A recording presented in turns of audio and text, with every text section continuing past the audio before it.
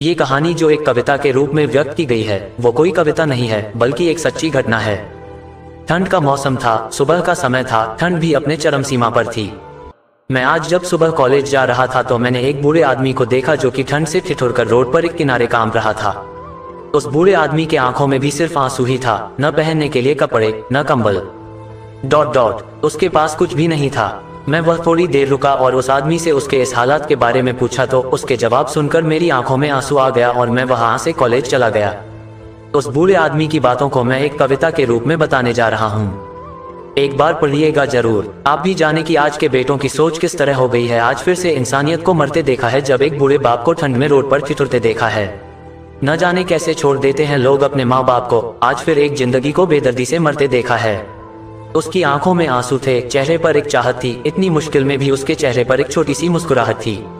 बहुत बुरा लग रहा था मुझे। ना जाने क्यों मन में एक बेचैनी थी। मेरे पास कुछ भी न था देने को, लेकिन फिर भी उसको कुछ भेद देनी थी।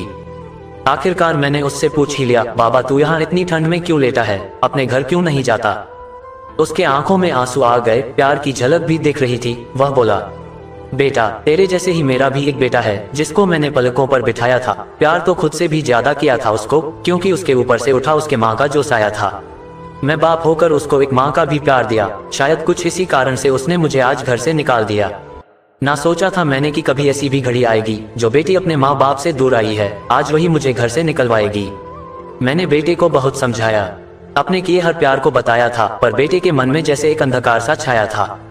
वो भी अपनी पत्नी की बातों में आकर अपने बाप पर जुल्म ढाया है। जिस बाप ने बेटे के लिए अपनी सारी खुशियां त्याग दी, आज वो जैसे हुआ कोई पराया है। बस इतनी सी कहानी है मेरी, जो इस रोड पर पड़ा हूँ मैं। जिस बेटे को हर एक सुख दिया, आज उसी की वजह से इस मोड़ पर खड़ा हूँ मैं। बेटे एक बात तुमको भी बताता हूँ, तू बहुत प्यार करना अपने माँ बाप को, पर इस मोड़ पर मत छोड़ना कभी। त्याग देते हैं माँ बाप अपनी सारी खुशियों को, जिससे बेटे को दुख ना हो कभी। मैंने भी बहुत प्यार किया था अपने बेटे को, पर आज कुछ इस कदर बहाया गया हूँ। पर तू कभी न छोड़ना अपने माँ बाप का साथ, आज जिस तरह से मैं ठुकराया गया हूँ। इतना कहकर बूढ़ा व्यक्ति रोने लगा, अपने बचे हुए जीवन को रोकर ही खोने लगा। फिर मैं भी वहां से चला गया। उसका दर्द मुझको भी रुला गया। इतनी समझ तो नहीं है मुझ में कहीं मैं समझाऊं, पर फिर भी एक बात कहना चाहता हूँ हर बेटे को, मत छोड़ कभी उस माँ बाप को बेसहारा, जिसने तेरे लिए अपने हर सुख को खोया है। माँ बाप तो वो सूरज है जिसने खुद आग में जलकर तेरे जीवन के हर अंधकार को धोया है। हमें विश्वास है कि हमारे पाठक स्वरचित रचनाएं ही इस कॉलम के तहत प्रकाशित होने के लिए भेजते हैं। हमारे इस सम्मानित पाठक का भी दावा है कि यह रचना स्वरचित है। आपकी रचनात्मकता को अमर उजाला काव्य देगा नया मुकाम।